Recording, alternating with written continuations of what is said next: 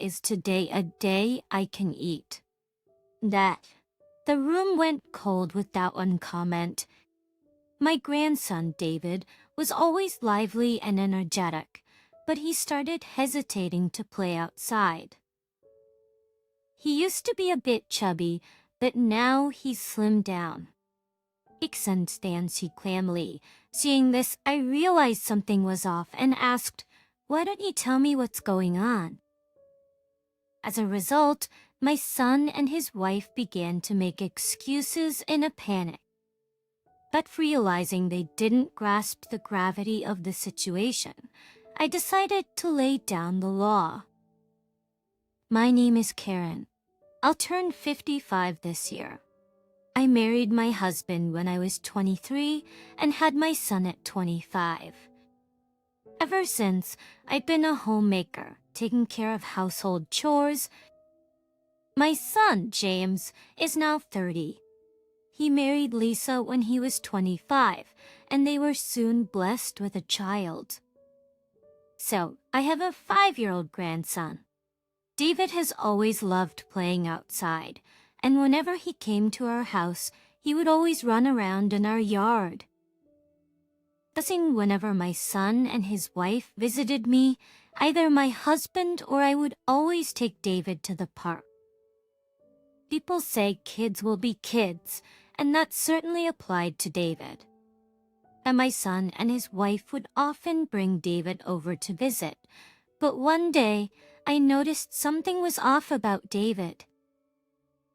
He used to be enthusiastic, like I want to go play outside, take me to the park, but for some reason, he didn't want to go out that day.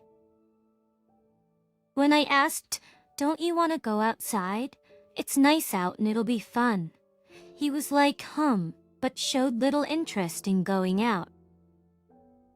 I thought maybe he wasn't feeling well and decided not to press further. Luckily, we had lots of board games and cards that could be played indoors. These were the toys that James used to play with when he was a kid, stored in our closet, so I quickly took them out. Although David seemed happy, there were times he'd just blankly stare outside. I thought he might still want to go out and asked him, "If you're not feeling up to playing, how about a short walk to the store?" David then looked at Lisa. Lisa, with a resigned expression, was like, "Only for a bit." At that moment, David cheered and began running around my house. I thought being stuck in a house with just adults probably wasn't much fun for him. I was about to get ready and take David out when Lisa suddenly stopped me. She said, "Hold on a sec." In Lisa's hand was sunscreen, and she began applying it to David's face and limbs. I've heard that UV rays can cause skin cancer and getting sunburned hurts.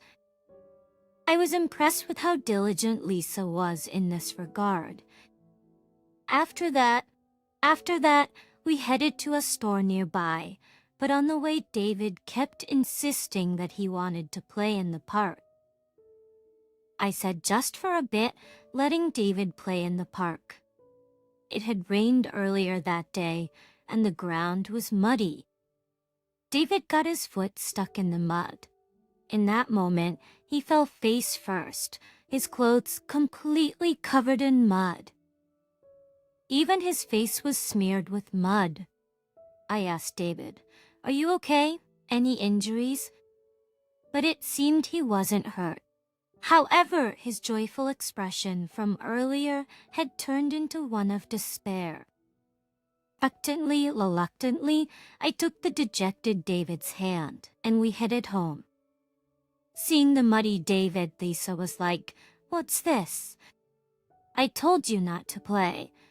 "Karen, please stop him next time," she exclaimed in a loud voice, scolding David.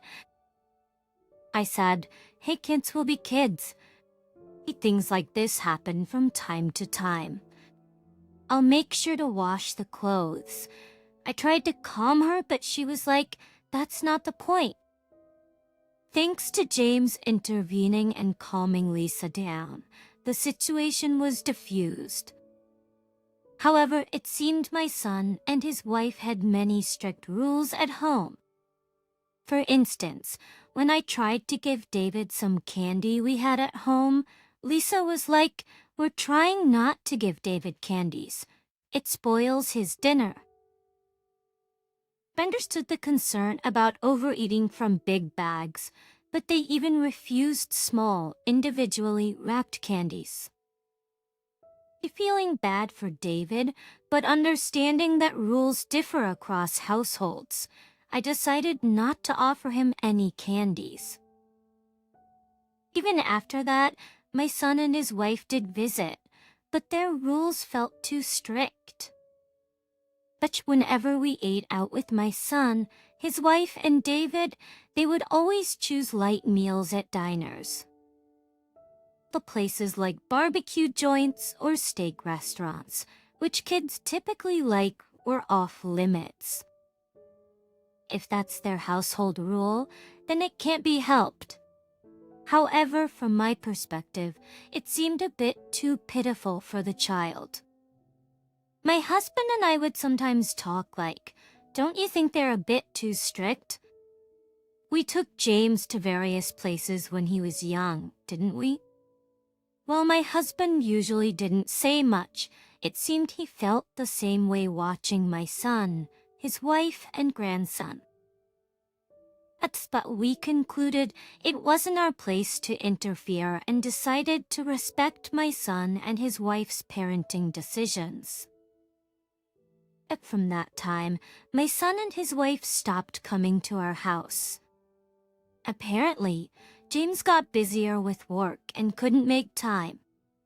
They used to visit once a week, so it felt like a sudden change.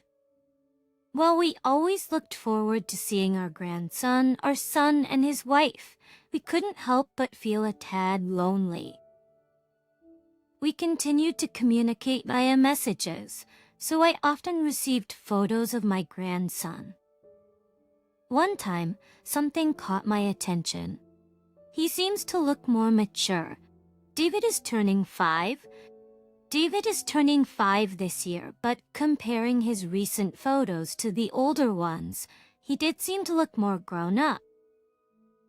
They say kids grow up fast, but seeing this made me feel like he'd be an adult in no time, and I felt a bit melancholic. About 6 months had passed since my son and his wife stopped visiting. They informed us they finally got some extended time off. The idea of a dinner gathering came up. Considering their preferences, my husband and I suggested a slightly upscale traditional American restaurant. We got the green light from my son and his wife about the restaurant choice. We quickly made a reservation. But the thought of dining together after such a long time was thrilling.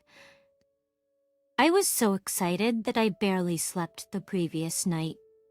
Invitations for ethereals the next day, eager to see my son's family, I arrived 30 minutes earlier than planned. After a short wait, my son, his wife, and David arrived, and we were led to our reserved table. "It's been a while. How have you been?" "Well, work's been busy and I couldn't visit you often. But I managed to get a 3-day off. We're sorry for not coming around much." David looked slimmer than before. He used to be a slightly chubby and adorable kid, but now he's become a slim boy who could easily be described as handsome. "Isn't he a bit too thin?" "Is he eating well? Maybe he's lost his appetite because of the summer heat?" "He's eating just fine.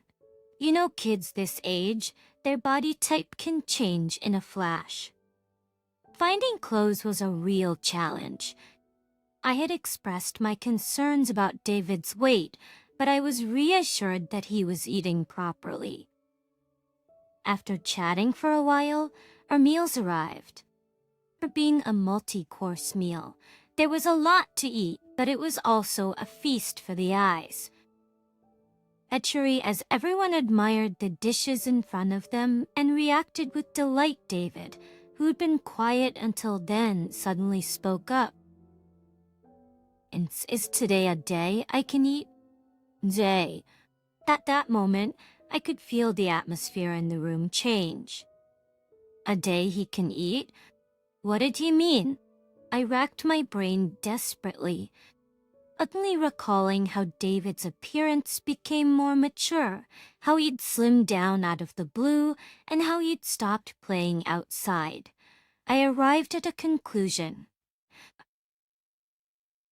If my suspicion was correct, it would be a significant issue. I decided to bravely ask my son and his wife, "I've been wondering for a while now, are you making David eat properly?" Hutchinson chains, and Lisa avoided eye contact. My son was like, "Of course we make sure he eats. He even eats any veggies and doesn't have any dislikes. Isn't that right?"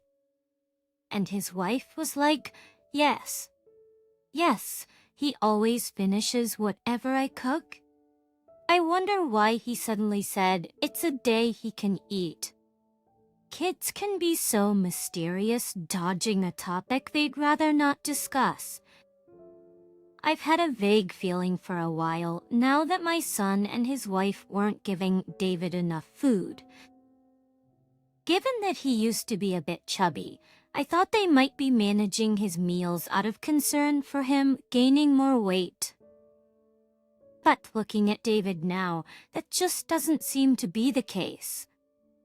Not only has he lost weight rapidly, but he also looks listless and pale. David, I want to ask you something. Are you getting enough to eat? Looking at the elaborate meal set in front of him, David said, "Yeah, I do eat. But it's like, mom and dad only let me eat once every 2 days. I almost tried to sneak some snacks and got yelled at. It was like, Is today not a day I can eat?" After hearing from David, I turned to James and Lisa and asked them to explain what's going on. Let's try to spell the beans. Apparently, they wanted to get David into a talent agency. But since David used to be a bit chubbier, they were advised by an agent that it might be better for him to lose a little weight.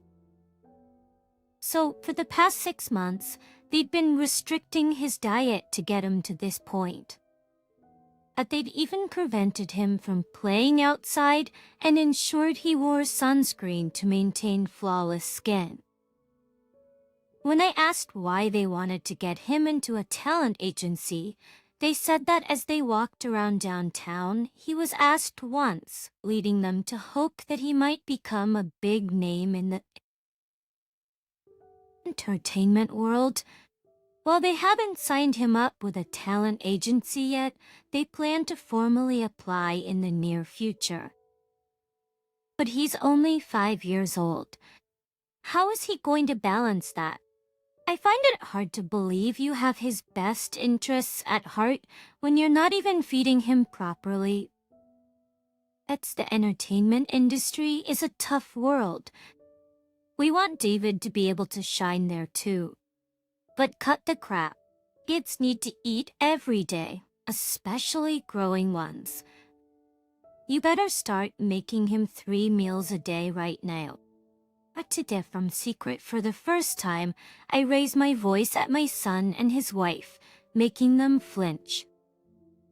If Mom feels that strongly about it, we'll make sure he eats properly. Seem to be persuaded by my insistence. At that day, David had a full meal set in front of him, just like the adults. He ate all without leaving anything.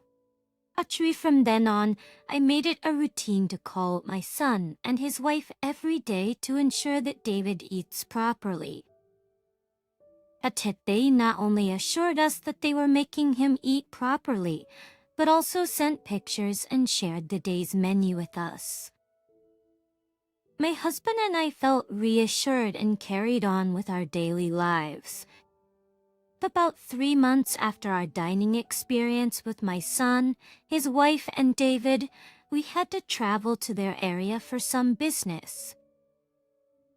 After finishing our business, we decided to visit our son's house right away, skipping lunch. Long time no see, Lisa ushered us to the living room, where we found James and David hanging out. David looked much healthier than before, with a fuller face suggesting he'd been eating properly. After some chit-chat, Lisa entered the living room with dishes of food. Everyone gathered around the table, but there was a separate dish with a noticeably smaller portion of food. But before I could express my surprise, David took his seat in front of the small portion. "Isn't that a bit too little?"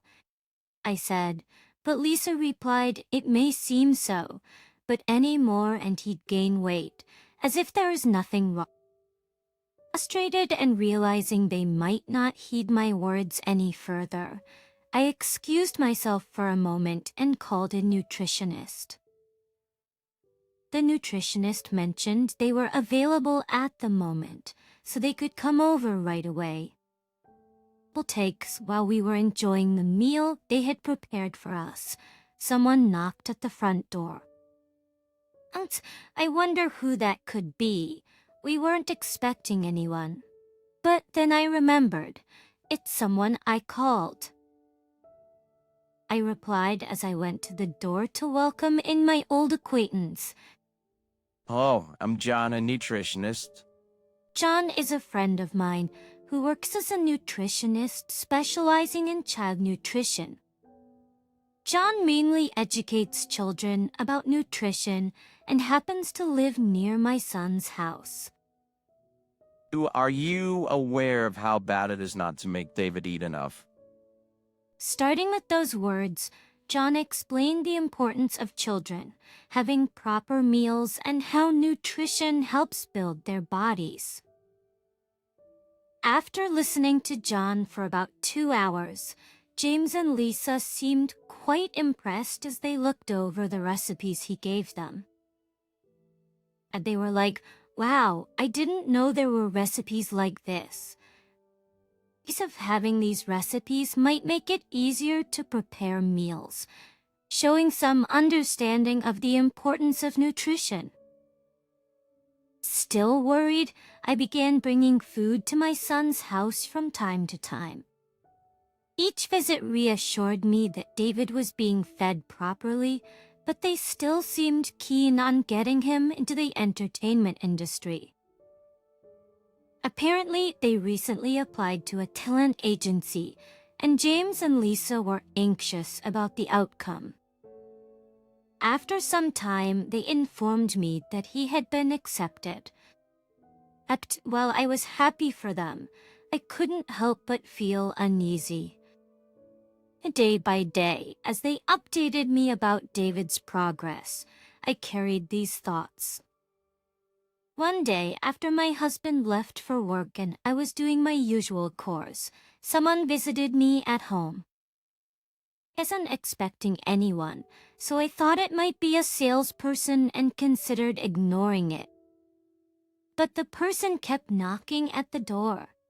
Eventually, I answered the door to find John, the nutritionist, waiting. "Hey, I'm John."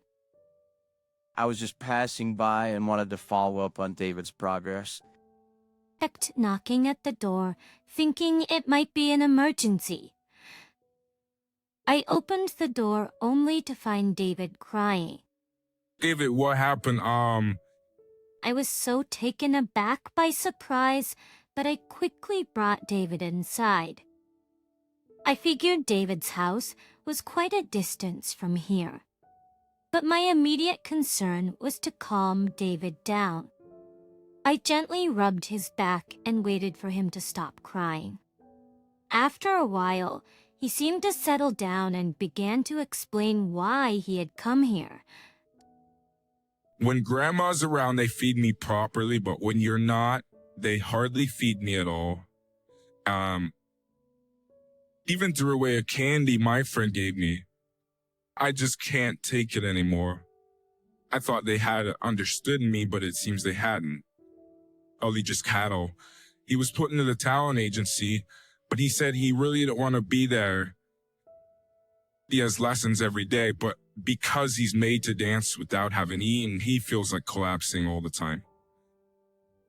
When the instructor sees this, they tell him to take a break, but Lisa, watching from the side, tells him not to rest. I was even at home, he's shown various shows you get. One day, Lisa was like, we want to style you like this. Maybe cut your hair a bit shorter. Also, you've been getting tan lately, so no going outside. Then David was like, but I have plans to meet my friends soon. However, Lisa was like, cancel it.